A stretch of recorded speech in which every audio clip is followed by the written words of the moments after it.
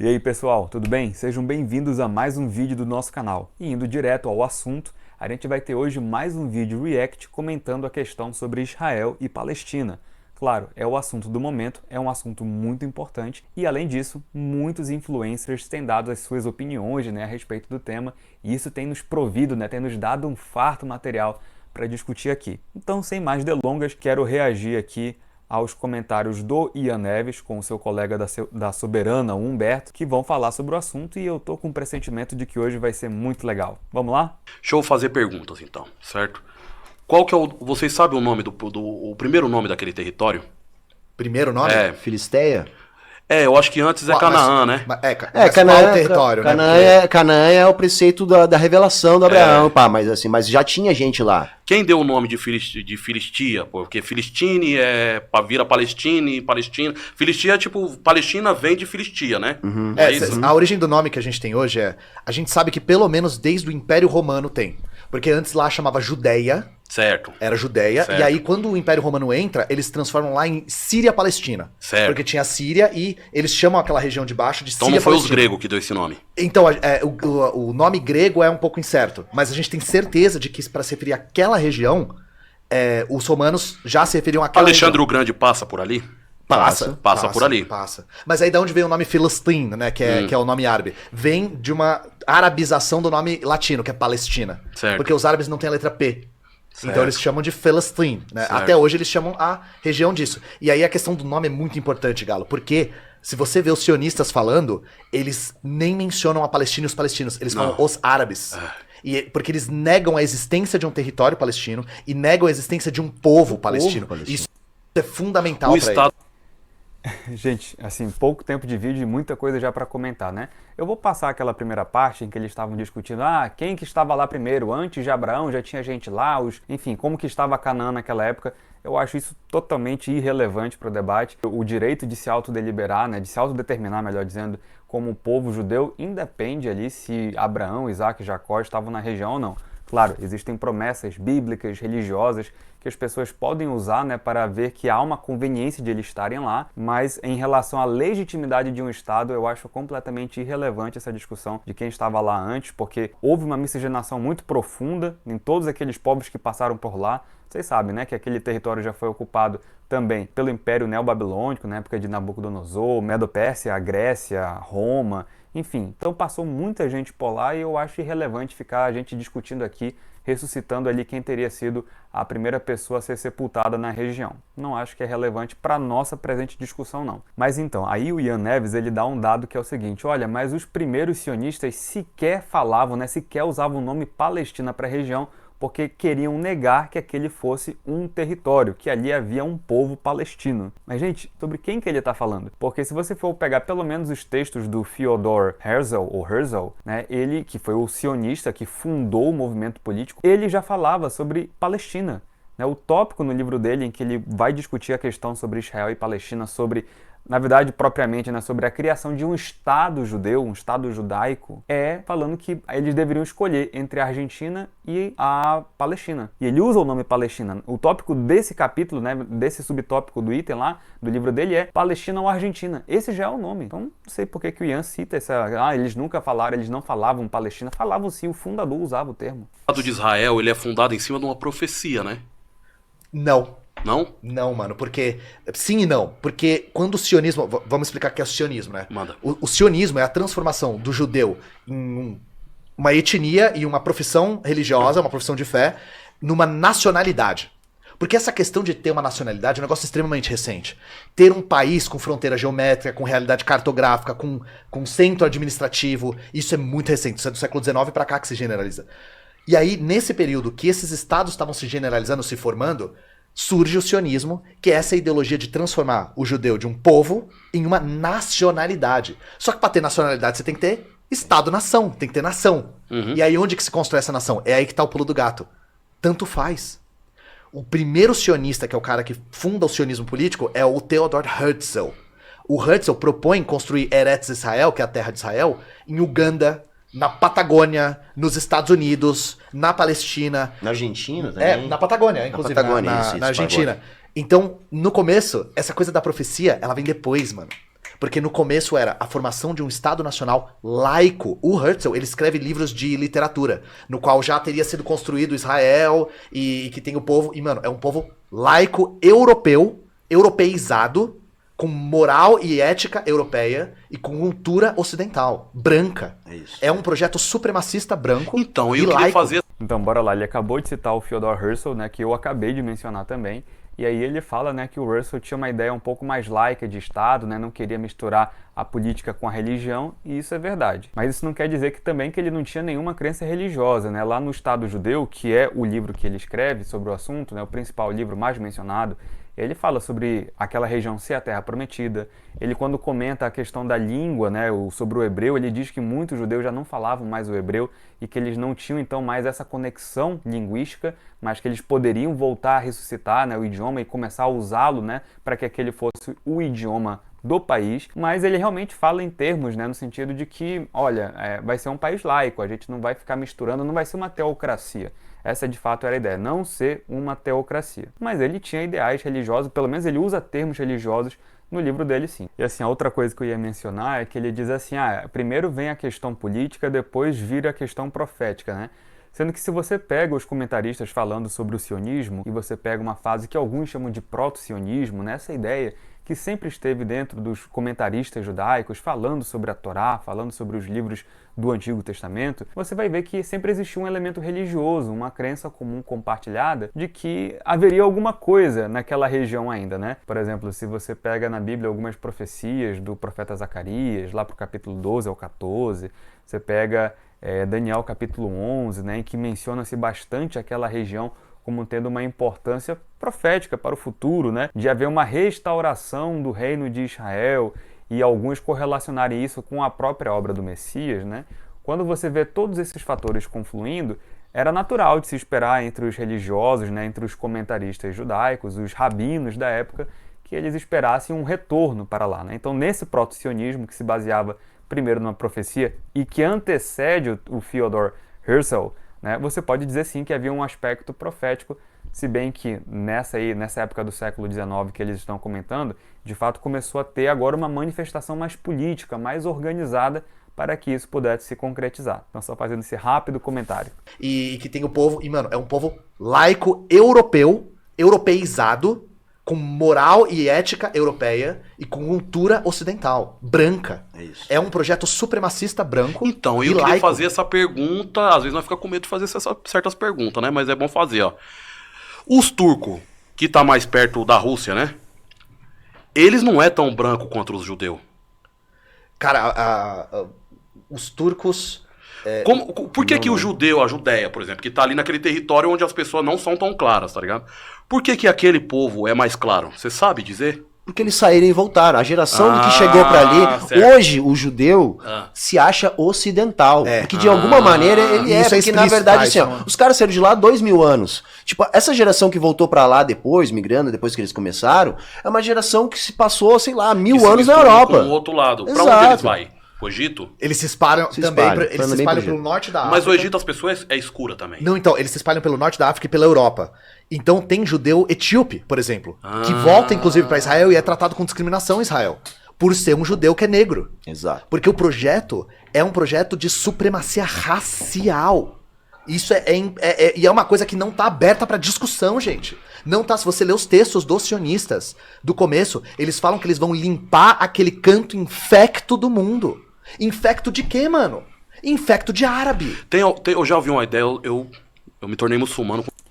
Bem, muita coisa para comentar aqui, né? Bem, eu não sei qual que foi o ponto que eles quiseram mencionar em relação à Turquia. Bem, a Turquia é um país transcontinental e houve muita miscigenação, muitas pessoas passaram por lá também, muita gente diferente, e eu não sei se o ponto ali era simplesmente fazer uma comparação com os judeus, mas de fato, né, os judeus, muitos deles que estavam migrando nessa época para aquela região, estavam vindo da Europa, né, uma Europa que teve todo aquele histórico de perseguição durante a Segunda Guerra Mundial e que, obviamente, fez com que a miscigenação que aconteceu depois naquela região fizesse com que eles não fossem tão retintos, né, como se costuma dizer nesse debate, né, quanto os seus colegas, né, quanto os seus irmãos beduínos que estavam por lá. Então, basicamente esse é o ponto. Isso em si não prova que há uma é uma questão de supremacia racial, e ele teria que trazer o texto, né, que ele está invocando aí, dizendo que eles queriam limpar, né? Não sei se ele está se referindo ao Theodor Herzl, aí ele teria que dizer, né, a qual autor ele está se referindo, porque o que eu me recordo ali do Theodor Herzl dizendo, pelo menos no livro do O Estado Judeu, é de que ele usa algumas expressões que realmente podem trazer uma ideia, né, um pouco mais de superioridade, quando, por exemplo, ele falando sobre as vantagens que eles poderiam dar à região se eles fossem conversar com o sultão, né, otomano para pedir aquela região, para poder fomentá-la, ele chega a dizer que poderiam fazer uma espécie de contraste, né, com a civilização e a barbárie, né, fazendo um contraste entre a Ásia, entre aquela região e a Ásia, né, mais para frente na Ásia. Então, mas assim, são expressões que podem realmente suscitar essa ideia de superioridade, mas a palavra barbárie, não sei se ele está se referindo a isso, né? Alguns poderiam alegar também que poderia estar se referindo ao estado de natureza, como era comum em alguns autores se expressarem, né? Dizendo que havia uma diferença entre uma região com um estado formalmente organizado e uma região em que você não tinha uma entidade jurídica unificada ainda, né?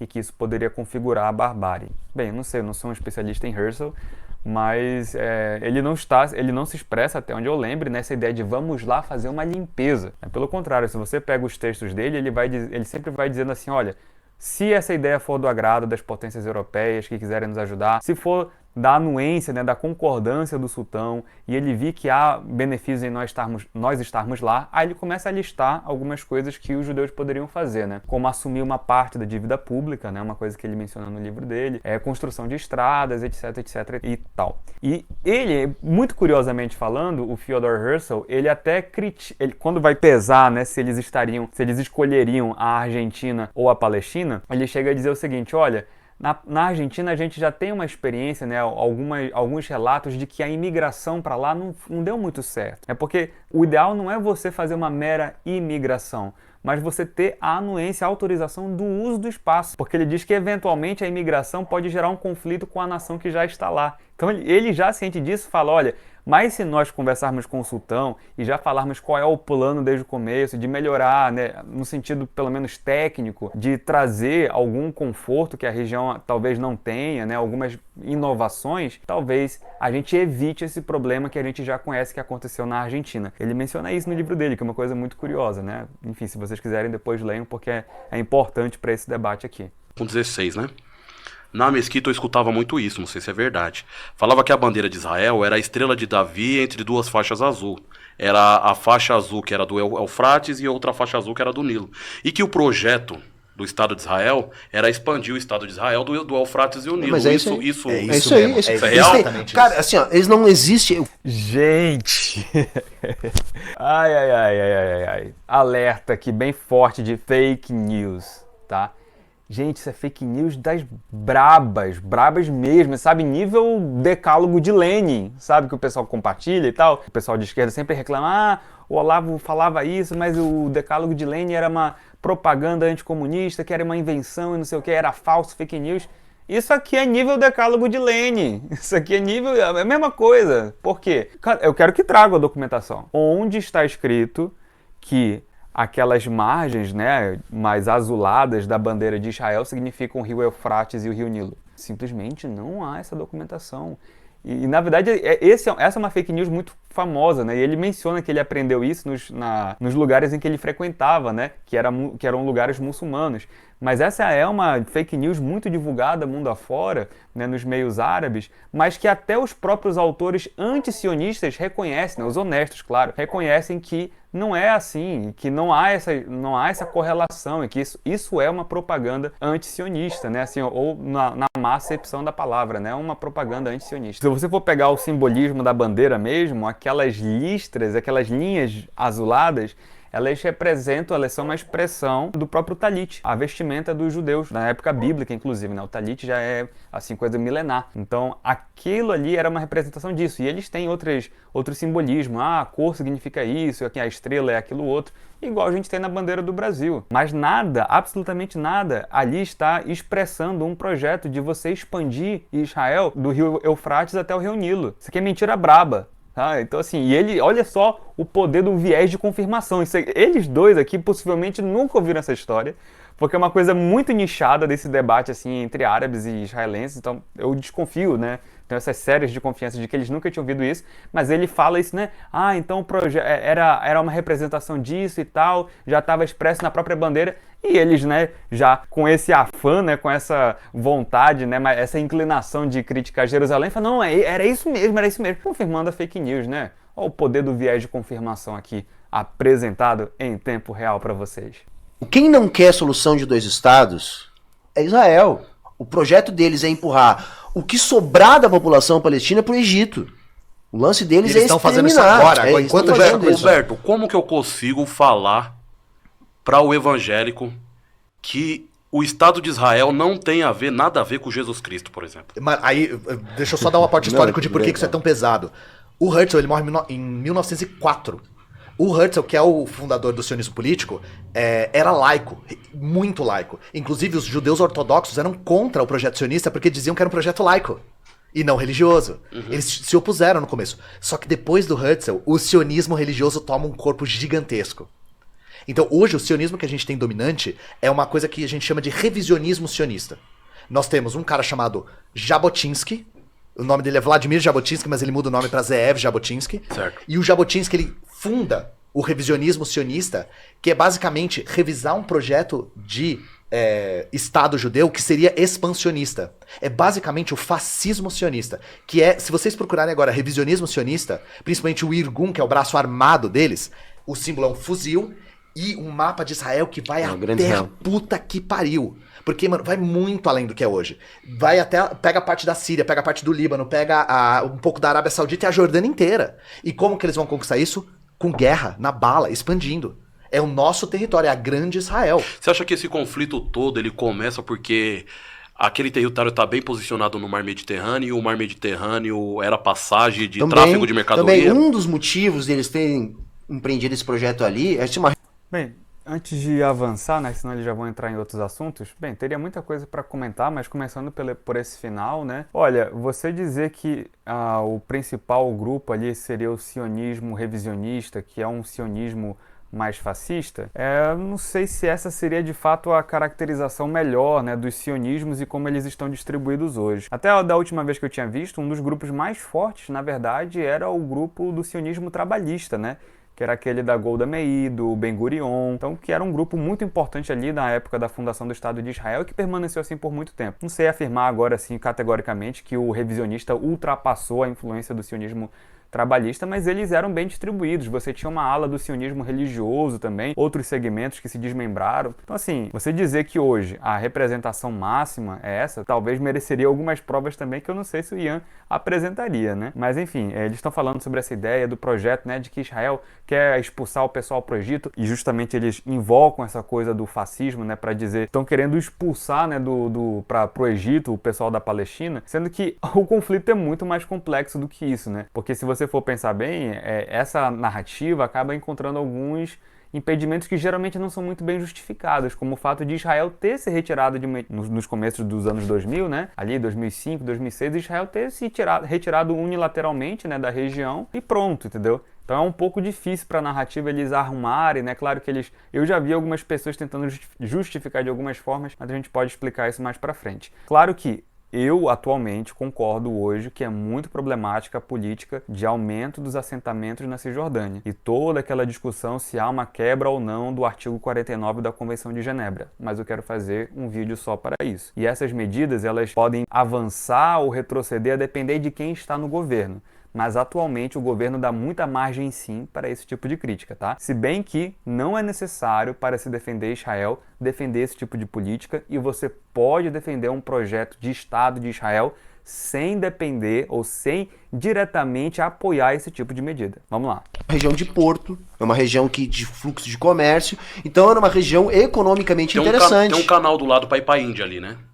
E aí o grande lance é o seguinte, por que não podia ser, por exemplo, a Patagônia? Como é que você vai desenvolver a economia nesse sentido? Saca? Então, assim, era pegar uma terra que não era daquele povo, por exemplo, não era só daquele...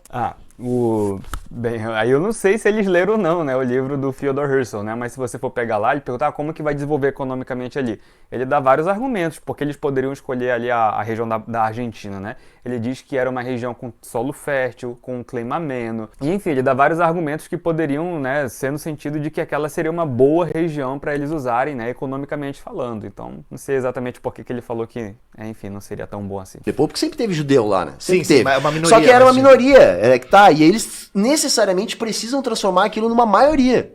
Por isso que eles estão fazendo isso que a gente chama de limpeza étnica, que nada mais é que o quê? Por exemplo, a galera gosta muito de dizer que, mas em Israel, o palestino, né, o árabe, tem direito a votar. Mas assim, ridículo. é ridículo, porque tudo bem, ele vota, mas assim, primeiro, ele só vota se ele estiver dentro do território, é isso, né? Ian? Ele só vota se ele for cidadão. E aí, assim, e ao mesmo tempo eles estão expulsando a galera de lá. Então, Só votar quem for cidadão é uma coisa que a maioria dos países cumpre, né? Mas aqui eles omitem o fato de que, pelo menos se você for considerar, por exemplo, Jerusalém Oriental, existe lá um status que não é de cidadão, que os palestinos geralmente têm, que é o de residente permanente. E lá eles votam, sim, mesmo não sendo cidadãos, de fato, né? Em plena cidadania israelense. Eles são residentes permanentes, mas podem votar para as eleições, não nacionais, mas podem votar nas eleições distritais ali, ou melhor dizendo, para a prefeitura, né? Então, assim, como eles têm que provar como estrangeiros, como se fossem tratados como estrangeiros, né? Que o centro da vida deles é Jerusalém, para poderem ter essa espécie de visto ou de documentação de status de residentes permanentes, eles, obviamente, faz sentido, né, para o governo de Israel eles votarem naquele distrito, naquela região onde eles vivem, decidindo sobre coisas que estão diretamente relacionadas a eles, e não propriamente para todo o Estado, já que eles não querem também, muitos deles, né, não fazem, enfim, o pedido, né, formal para terem a cidadania de Israel. Então, uma vez que não querem se considerar cidadãos israelenses, né, e o governo está dando essa opção, bem, então vocês decidem apenas para as coisas, vão poder votar apenas para as coisas que estão relacionadas diretamente a vocês. Então é assim que funciona a dinâmica, pelo menos em Jerusalém Oriental. E eu acho que eles estão se referindo a isso aqui, né?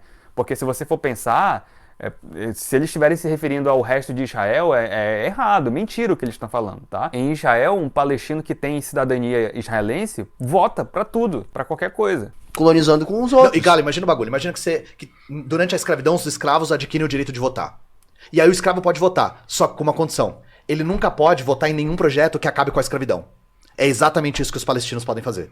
Eles podem votar, mas nunca num projeto que questione a supremacia racial judaica lá.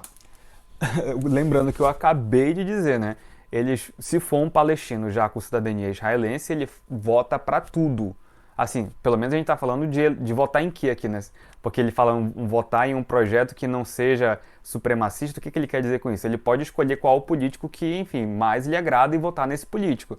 Agora, se ele está falando de votação no parlamento, existem palestinos também que estão no parlamento, que são políticos, né, que se elegem. Existem juízes que são palestinos também. Claro, existe segregação, ninguém nega preconceito. Vejo lá meu vídeo sobre apartheid, tá? Não sou um negacionista da segregação de Israel e não passo pano para as coisas que eu tenho certeza de que Israel comete e que eu acho que são injustas. Tá? Isso está bem claro aqui no canal. Mas de dizer que eles não têm o acesso a voto, isso é simplesmente uma informação errada. Seja você aqui pró ou anti-Israel. Você tem que simplesmente reconhecer fatos aqui, entendeu? Que é uma supremacia branca, tem um crivo racial. Israel é um etnostado. Existe uma coisa lá que não existe em nenhum outro lugar do mundo. Que é separar quem tem nacionalidade e quem não tem pela raça. Mano. Você imagina isso em outro lugar? Seria um absurdo, um escárnio. Lembrando o que eu já falei em outros vídeos, mas só para enfatizar uma coisa aqui. Já expliquei que eles podem votar e aqui não existe uma diferença, né, pela raça, quais são os direitos políticos que eles vão ter ou não. Se ele estivesse falando da Jerusalém Oriental, em algum assentamento da Cisjordânia, nas zonas C, por exemplo, em que existem israelenses e palestinos, isso é uma coisa, mas ele está colocando tudo no mesmo bolo aqui, sabe? E eu acho isso irresponsabilidade dentro do debate, porque a gente tem que ser o mais claro dentro de um assunto tão estigmatizado, né? Para evitar justamente preconceitos e superficializar o debate. Quando você olha no mapa, você vê que a Palestina está reduzida a quase a Gaza só, e você tem algumas ilhas e ali. As ilhazinhas, E as ilhazinhas e tal. Quem olha o mapa tende a acreditar que fala assim, mano, é uma causa perdida. O Estado de Israel vai avançar e tá acabando. Qual é a possibilidade que você acha de, por exemplo, o Estado de Israel tomar tudo, até Gaza, essas ilhazinhas, e depois começar a avançar pra Jordânia? Imensa. Pra dentro da Jordânia, eu acho que não. Eu acho que realmente eles não têm força Mas pro Líbano, sim. Não, também acho que não, porque o Líbano tem... Então pra onde? O Líbano já conseguiu segurar Pra o onde? exército Pra onde israelense. iria? Eles vão tomar todo o território. Eles querem e estão tocando esse projeto, inclusive agora, enquanto a gente tá falando, de tomar primeiro todo o território Você acha da que as Palestina. pessoas confundem sionismo com judaísmo? Muito. Muito, né? Muito, e os próprios sionistas usam... Tem e nada a abusam. ver, né? Usam pra Não, caralho. tem nada a sim, ver. mano. Não. Porque aí, assim, aí eles. Cada vez que você ataca o sionismo, eles acusam de antissemitismo. É. Sempre, entendeu? Então. E aí não fica uma situação difícil. Porque hoje se usa muito a profecia bíblica, do tipo, a Bíblia diz que essa terra é a terra santa do povo judaico e tal. Quando o sionismo surge, isso não era verdade. O que o Herzl usava muito era história, era escavação arqueológica, de tipo, o povo judeu habitou esse terreno, mas usando evidências arqueológicas, e não evidências teológicas. Eu acho importante voltar na pergunta que o Galo... Lembrando então aqui, né, gente, como eu falei, o Herzl de fato queria, né, tinha uma proposta que era de um Estado laico, mas ele se referia à região como a terra prometida, ele dizia que o que dava unidade para eles era a fé que os pais deles tinham. Então, assim, isso é um tópico que eu não sei se o Ian conhece tão bem, mas também não é o ponto mais importante aqui, né? O que eles estão discutindo principalmente aqui é essa questão de se antisionismo é a mesma coisa que antissemitismo. Isso é uma frase que muitas pessoas discutem e debatem, existem debates famosos sobre isso no YouTube. Eu não vou me posicionar ou comentar agora tudo, né, que está envolvido nessa questão, mas o que eu posso dizer, pelo menos para começar uma reflexão sobre o assunto, é que, novamente, como eu sempre enfatizo no canal, as definições são muito importantes. Como que você está definindo sionismo? Sionismo, por acaso, seria a defesa de todas as proposições, né? A soma, né, da defesa de todas as proposições já declaradas por sionistas dentro do debate do sionismo? Isso é uma coisa. Ou você está falando que existe uma característica, né, um corpo unificado de crenças sionistas que são essenciais, que existe uma definição própria essencial do sionismo e que negar essa definição essencial é, de fato, cometer antissemitismo, porque isso são coisas completamente diferentes. Se você for para a parte da primeira acessão, aí eu vou negar, é claro, dizendo que, não, se eu negar o que um sionista disse, eu sou antissemita? Obviamente não, porque muitos sionistas defenderam coisas absurdas e realmente de coisas que eu posso considerar, assim, racistas, né, preconceituosas. Mas, novamente, quem está falando? Quando eles estão trazendo aqui, alguns sionistas, quem? De que vertente, né? Em que momento? Então, assim, em que circunstância? Porque isso é muito importante, porque o sionismo não se resume à mera soma de todas as falas sionistas, certo? Então, assim, os conceitos nas ciências políticas, na filosofia, eles são conceitos também eventualmente dinâmicos. Mas a gente precisa entender, existe uma definição própria, aquela que vocês já sabem aqui no canal, que me acompanha, né? Que tem um gênero e uma diferença específica, né? Para a gente dizer que há, então, uma essência dela, ou seja, algo que é defendido por todo sionista sob pena de que, se não defender, não é mais considerado sionista. Alguns judeus propõem, como assim, a maioria deles, né, a exemplo aqui no Brasil, né, de forma muito contundente, o André Lajet, que esse núcleo seria o direito de autodeterminação, né, do poder de Israel de se autodeterminar como povo. Então, se esse for o núcleo do sionismo, ou seja, se há outras possibilidades, outras variações de sionismo, né, que defendem acidentalmente outras coisas, mas que mantêm esse núcleo,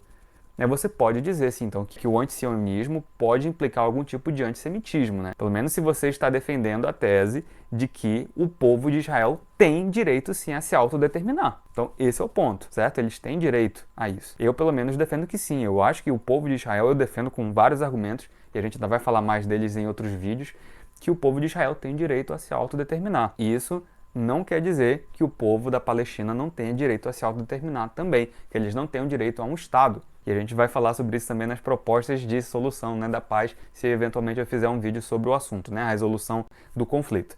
Mas só para deixar claro isso, antissemitismo, antisionismo são a mesma coisa, a gente tem que saber como que a gente está definindo os termos, senão essa discussão vai ser infrutífera e vai ser cheia de confusões, de fato, como realmente é no debate sobre o assunto, tá bom? Então bora lá. Teológicas. Eu acho importante voltar na pergunta que o Galo fez sobre como que nós vai falar pro povo que não tem nada a ver com a Bíblia e isso, porque, parça, o quanto que isso tá pegando de Cara, gente evangélico na quebrada defendendo Israel. Eu real não tenho a resposta. Nas eu igrejas também não tenho, evangélicas cara. eles já têm Eu não uma tenho bandeira Eu viro pra eles, eu falo assim, Irmão, se você for conversar com o judeu, Jesus era um baderneiro, irmão. Esse seu Jesus aí que você acredita Não, é um eu ia te baderneiro. responder isso, mas eu não sei se é a melhor forma de lidar, A saca? gente tem que Porque é isso, o pensar em judeu como é o cara que não abordar acreditou em Jesus, né? Mas é que tá, É. a gente tem que entender primeiro a raiz disso. Primeiro, as igrejas evangélicas têm um projeto extremamente lucrativo de turismo em Israel. Aí. Isso é fato. Galera que frequenta igreja evangélica, muitos já receberam proposta de viajar para Israel. Não, o Estado de Israel precisa de dinheiro também. Vai chamar o pessoal mesmo. Então, Exato, mano, e aí, durante o governo Bolsonaro isso cresceu. Inclusive o Bolsonaro se foi rebatizado no Rio Jordão, né? Então ele teve lá junto com o pastor Everaldo, foi um negócio assim. Então, primeiro, existe uma raiz econômica aí muito forte, que é negócio pra caramba agências de viagem levar evangélicos pra terra de Israel. Isso é verdade. Agora, como que a gente aborda isso? Eu real não tenho a resposta, cara. Eu real não tenho. E aí teria que ter muito diálogo pra ver como é... E aí o seu documentário é um exemplo perfeito. Bem, só comentando rapidamente, né? Obviamente, o próprio Ian está admitindo que eles não sabem, né? Eles já estão dizendo, eu não sei o que fazer, a gente não sabe como abordar esse público. Claro, não sabe de Bíblia, não sabe de cristianismo, e aqui eles estão fazendo certo, né? Admitindo a ignorância deles, né? Não tem como dialogar de fato, né? Eles não têm esse contato. Então a minha pergunta que ficaria para eles, né? Como que vocês vão conversar com a classe trabalhadora, que no Brasil, em boa parte, é evangélica, cristã e católica, sem saber como abordar esse assunto? Eu também não sei, né? Se vocês não sabem, e o problema é de vocês, eu que não vou ficar comentando, né? Chega lá e pergunta pro cara, por que você apoia, mano? O que você pensa disso? O que você acha dos árabes muçulmanos, sabe? Será que é anti-islamismo? O cara tem preconceito contra o Islã? Ou ele acha que Israel é a única democracia do Oriente Médio, que é uma coisa que é vendida? Tem a ver com a cor da pele, talvez? Pode ser, Não, mano. o que o povo acha é o quê? Só faz uma associação absolutamente rasa, tá ligado? A Bíblia diz que tinha Israel lá e era terra prometida, terra santa, e Jerusalém, então é isso que eu defendo. As pessoas não têm ideia de que passou 2000 anos, nesse meio tempo teve milhões de coisas, o povo judeu saiu de lá, virou outro bagulho. As pessoas não sabem disso. O povo não sabe a história do Brasil de 30 anos atrás. Eu vi um vídeo nesses dias no TikTok, a menina passa, ela respondendo perguntas. Aí a pergunta apareceu lá, qual foi o primeiro presidente do Brasil? Aí a resposta era, né, o Marechal Deodoro. Sim. Ela respondeu Lula. Ela falou, Lula foi o primeiro presidente do Brasil. Aí tava lá a resposta, Marechal Deodoro. Ela falou, mas o Lula não foi 2002? Então, as pessoas não sabem quem foi o presidente antes do Lula. Quem dirá saber o que se passou em Israel ao longo dos últimos 2000 anos? Então, se ela ler a Bíblia, tá lá, Israel, Jerusalém, Terra Prometida, Jesus, é isso que eu Mas aí aprende na É, igreja, esse né, pai, eles nem sabem esse papo que Jesus não considera. Aliás, que os israelos não, que Sim, eles não os consideram. judeus, Esse pai é uma pros maneira de judeus, Jesus começar a é só mais falar. um, Né? qualquer, né? Eu tenho uns amigos judeus, sangue bom, gente boa. Não tenho amigo sionista. Não tenho amigo sionista, eu não consigo ser amigo de um Inclusive sionista. os sionistas, eles, dentro do Estado de Israel, eles mandam a polícia pra cima de judeus que são contra o sionismo. Pois é. E aí a questão é, esses judeus que, por exemplo, são antissionistas, eles são antissemitas? Qual que é a lógica disso? Você ser o... Qual que é a lógica disso? A mesma lógica que vocês na esquerda, e eu acho que corretamente falam, que uma pessoa negra pode ser racista. Eu concordo com isso, uma pessoa negra pode defender, pode falar coisas racistas. Né? Assim como também na esquerda se fala que muitos homossexuais podem ter condutas e falas homofóbicas. Aí aplicaria a mesma lógica, que aqui pra mim é cristalina. Nada impede, não existe nenhuma contradição uma pessoa que é pertencente àquela etnia falar coisas a favor de um discurso contra a etnia. Não tem problema nenhum aqui. Qual que é a lógica disso? A lógica a mais básica que tem aqui sobre o assunto. E muito, por exemplo, você recebe muita oposição dos ortodoxos, que acham que o Estado de Israel é heresia, que acham que o Estado de Israel é laicizante. Eles se opõem muito. E aí esses são judeus ortodoxos antissemitas? Essa coisa do antissemitismo é só retórica. É só uma Mesma coisa que eu falei antes já. retórica. E, inclusive, aí é uma coisa delicada que eu vou falar, mas eu acho muito perverso usar o Holocausto de maneira indiscriminada para defender um projeto colonial, gente. Usar o sofrimento de milhões e milhões e milhões de pessoas. Tem um holocausto acontecendo na Palestina também. Pra defender um projeto que desumaniza, que animaliza as pessoas e que tá agora em vias... Gente, pra vocês entenderem a situação, já jogaram bombas em Gaza equivalente à bomba de Hiroshima. Já empurraram 1 milhão de pessoas pro sul, já vão tomar o norte. Você sabe que quando chegou a primeira ideia de treta na Palestina pra mim, não existia nem o Hamas. Era o Al-Fatah. Era o Fatah, sim. Era o Fatah. É. E a figura... Era as o duas Arafat, figuras, as né? duas figuras antagônicas eram o Ariel Sharon e o Yasser Arafat, é. tá ligado? Ali, o Yasser Arafat e o Yassin Bey, como é que é o nome do irmão judeu que ganhou o prêmio Nobel junto com o Yasser Arafat? Ih, aí eu não sei. Esqueci o nome. Não, eu não dele. sei. O Yitzhak Rabin, né? O Rabin, e teve o Shimon Peres também, né? Que os dois ganharam juntos, né? Um como ex-primeiro-ministro, né? Já, enfim, na época primeiro-ministro, e o presidente ganharam o Prêmio Nobel da Paz, de fato, com Yasser Arafat. E aí? Sei mesmo. Mas eu lembro, naquela época, eu já lembro do Estado de Israel chamando de terrorista um Nobel da Paz. Né? Então, tipo assim, qual é a moral que aquele Estado tem de chamar alguém Não, de e é que tá, terrorista? o Fatah. Bem, mas e qual que é o problema? O Yasser Arafat, de fato, estava relacionado a várias coisas que foram consideradas terroristas. Né? Isso daí não é segredo, isso daí é história. Então, sim, de fato, houve muitas críticas na época porque ele estava recebendo o Nobel da Paz. Mas o que se argumenta é que você recebe o Nobel da Paz geralmente por uma ação específica. E eles estavam recebendo o Nobel da Paz porque estavam caminhando para Oslo, né? Ou seja, estavam reconhecendo, eles estavam tentando fazer um reconhecimento mútuo, e aí foi feito todos aqueles acordos para que, eventualmente, depois de mais negociações, eles chegassem a uma solução para o problema, né? Então, foi por isso que receberam o Nobel da Paz, mas faz sentido quem critica, né? Puxa vida, vai receber o Nobel da Paz uma pessoa que esteve tão associada à luta armada com atentados terroristas? Esse era o ponto.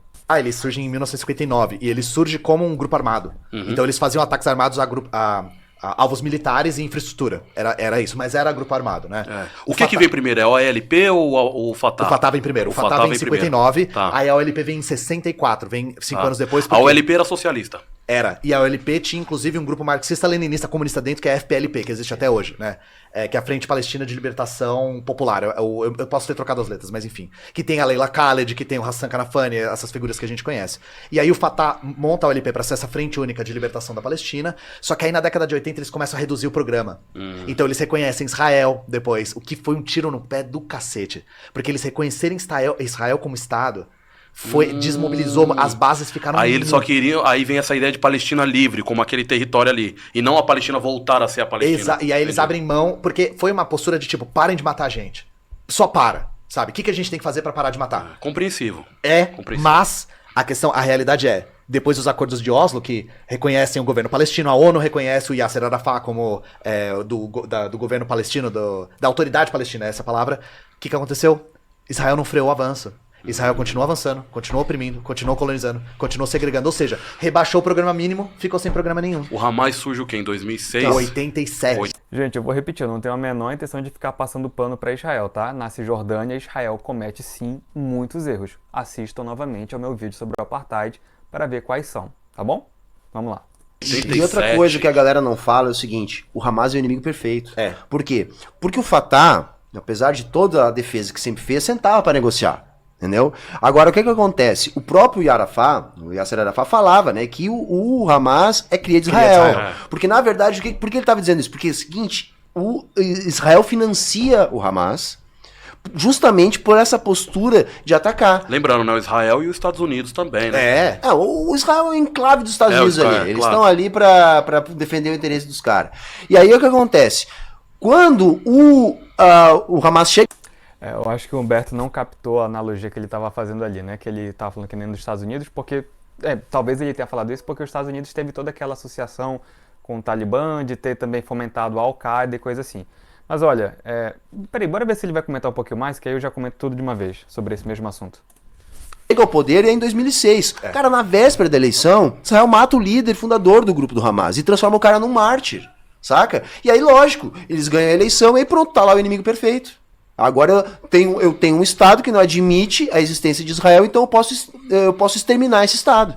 Então, assim, isso não é falado, saca? E tem documento, cara, tem documento do financiamento, não é pouco. E não é pouco, assim. Isso não existe em nenhum debate, em nenhum lugar. Se você usar falar que o Hamas é cria de Israel, as pessoas vão te taxar de maluco. Deixa eu fazer uma polêmica aqui. Tá, então, só pra comentar isso daí, porque são duas narrativas que são feitas, né? E eu vou simplesmente falar as narrativas pra vocês e vocês avaliam e julgam, tá? O que acontece? De fato, levantam essa história, né, de que muito possivelmente Israel teria financiado o Hamas. Mas o que cada lado alega, né? Bem, o lado que defende essa tese, que diz que Israel financiou o Hamas, vai pegar algumas declarações de ex-comandantes militares, né, enfim, de personalidades políticas de Israel que lamentam o fato de que aconteceu isso, né, de que Israel acabou fomentando a origem do Hamas. Só que é controverso se é tão forte essa associação quanto o Humberto aqui fez parecer. Porque o que ele acabou de dizer foi que Israel fez isso porque o Hamas era briguento, porque o Hamas tinha essa política de enfrentamento. E aí entra o que o outro lado fala, né? Que, ou seja, que Israel não fomentou a origem do Hamas com o propósito deliberado de eles serem um grupo armado. Ou seja, se você for pensar quais são os documentos que provam que Israel, sei lá, deu arma, deu dinheiro, sei lá, deu algum investimento bélico para o Hamas. Esses documentos, até onde eu sei, não existem. Talvez eles tenham alguma coisa e tem que apresentar no debate, né? Mas e aí, né? O que eles apresentam como prova? Eles geralmente mostram que, de fato, houve, né, um movimento em que Israel começou a investir em um grupo de caridade do Ahmed Yassin, que era um líder espiritual, religioso na região e que estava fazendo obras de caridade, construindo, ajudando hospitais, tirando pessoas das ruas, né? Enfim, né? Fazendo obras de caridade. Então, Israel começa a investir nesse grupo de caridade. Com esse dinheiro, né, com esse fomento, eles fundam a Universidade Islâmica da Palestina, inclusive foi alvo recente dos ataques de Israel. E aí, então, tinha-se a ideia de que era um grupo para caridade. Isso na década de 70, salvo engano. O Hamas só vai surgir lá para o final da década de 80. Então, o que o outro lado diz é que Israel fomentou a existência desse grupo